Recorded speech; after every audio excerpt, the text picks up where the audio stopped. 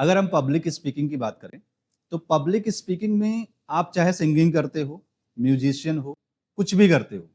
और public speaking का मतलब ये नहीं होता है कि आप जो है 500 लोगों को या फिर 50 लोगों को या 10 लोगों को एड्रेस कर रहे हो, तो वही पब्लिक स्पीकिंग है। आप 1 टू 1 को भी पब्लिक स्पीकिंग मान सकते हो, 1 टू 2, 1 टू 3, 1 टू 10 को भी पब्लिक स्पीकिंग ही कंसिडर किया जाता है। तो उसमें जो 3 चीजें हैं वो बहुत इंपॉर्टेंट होती हैं। पहला पहला हमारा है जिसको हम ओपनिंग बोलते हैं, कि आप ओपन कैसे कर रहे हो। जैसे फॉर एग्जांपल अभी उमर ने शुरू किया था, तो उसने बोला था कि मैं अपनी कहानी बताने से पहले आप लोगों के साथ कुछ और शेयर करना चाहता हूं। मध्य प्रदेश में एक गांव है, तो he started in a interesting way कि कुछ इंटरेस्टिंग बताओ। उसी तरह से जो ओपनिंग होना चाहिए आपका, वो बहुत जबरदस्त होना चाहिए। और इसके पीछे कारण है।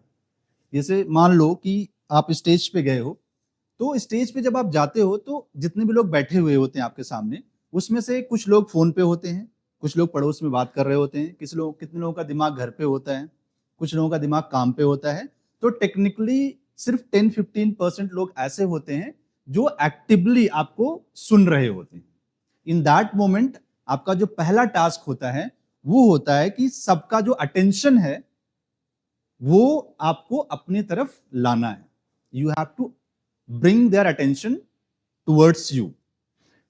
उसके लिए आपका जो ओपनिंग है वो बहुत जबरदस्त होना चाहिए। अगला जो 30 सेकंड होता है वो बहुत इंपॉर्टेंट होता है, क्योंकि हमारा जो अटेंशन ग्रैपिंग स्पैन है वो तो बहुत तेजी से डिक्रीज हो रहा है। और अगर आपने 10-15 सेकंड के अंदर उनको कुछ ऐसा नहीं बताया जो कि उनको लगे वाओ ये बहुत अच्छा है, इसको मुझे सुनना चाहिए, ये इंटरेस्टिंग है, तो आप उनको खो दोगे।